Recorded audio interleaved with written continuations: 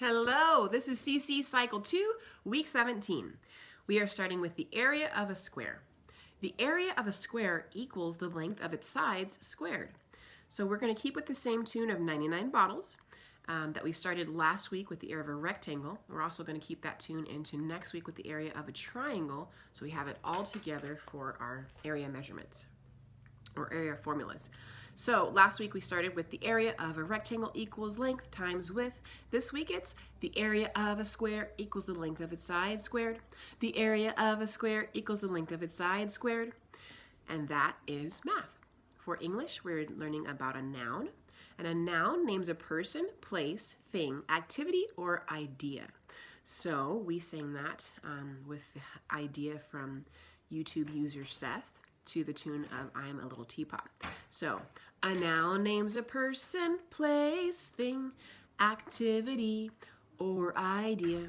A noun names a person, place, thing, activity, or idea.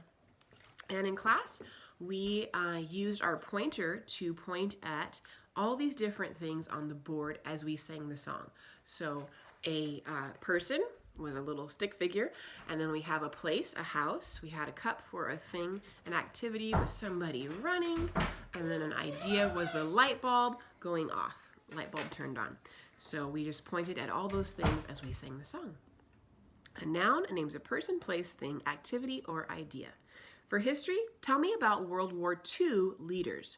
And so for that, we sat around a table, 3 of us, held hands like this with the X across, forming an X with our arms to show the Axis leaders. And then the other 5 during this part of the song would say the Allied leaders. We would hold hands and lift it up during that part of the song. And as we sang about each leader, we would also lift up their name. So World War II Axis leaders were Hitler of Germany, Tojo of Japan, Mussolini of Italy, and then the Allied leaders would lift their hands held up. And the Allied leaders were Churchill of England, Roosevelt, Eisenhower, and MacArthur of the United States, and Stalin of the USSR. And that is how we did history. For Latin, we had a visitor come to class, and it was Bo the Bunny. And Bo the Bunny got her name because she had long floppy ears, and they used to see her and sing, "Do your ears hang low? Do they wobble to and fro? Can you tie 'em in a knot? Can you tie 'em in a bow?" And Bo the Bunny thought, you know, I'd really like in the future to actually have a bow. So she got a little pink bow and she put it on her head, and she started singing a new tune. And it was Bo Bisbit, Bimis Bitis Bunt, Bo Bisbit, Bimis Bitis Bunt, first conjugation, and then future tense. So she thought, after people heard her song, they loved it. And so she thought they started calling her Bo. And so she thought, if I get a bigger bow and in the future I can sing my song, maybe people will sing it with me. So the class all joined in when she put on her bigger bow and joined in to help her sing her new tune, Bo Bisbit Bimis Bitis Bunt. And that was so that we could remember that first conjugation, future tense, starts with Bo.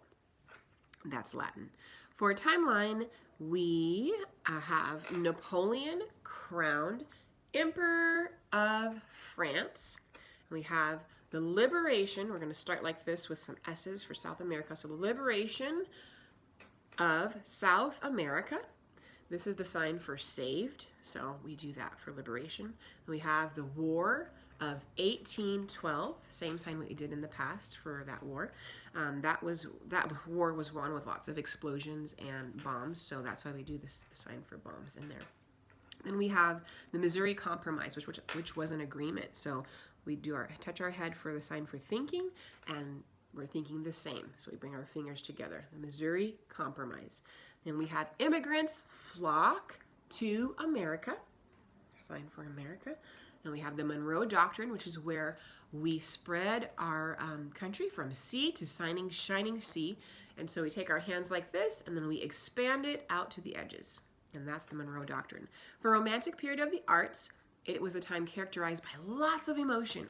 So we're going to do Romantic period of the arts. So it's sad face, happy face. And that is timeline. For geography, we have Central European countries. So we had another visitor in class this week, and it was a cow named Bingo, which I know it's usually a dog, but I could only find a little cow, so we used a cow. And so there was a cow who traveled Europe. Bingo was his name-o. B-I-N-G-O, B-I-N-G-O, B-I-N-G-O. Bingo was his name-o. He went through Central European countries, Netherlands, Belgium, Luxembourg, Germany, Switzerland, and then next week we'll continue to Italy, Austria, Hungary, Czechoslovakia, and that will keep all of our Central European countries together in one tune. And I got that idea from Sarah Bullock on YouTube, so I want to thank you for that as well. And then last but not least, we have science. And for science, it's what is Newton's second law of motion? Newton's second law of motion states that force equals mass times acceleration. Newton's second law of motion states that force equals mass times acceleration. F equals ma. Newton's second law of motion.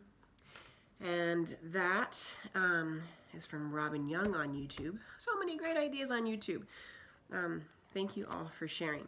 And that was it for memory work. For review, we all drew on different whiteboards in the middle of a table, and then we went around asking review questions, and each person got to add to the group picture when it was their turn to answer the review question.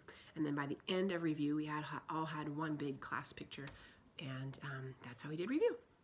I hope this is helpful. Hope you guys have a great week. If you have any questions, let me know. Until next time, bye.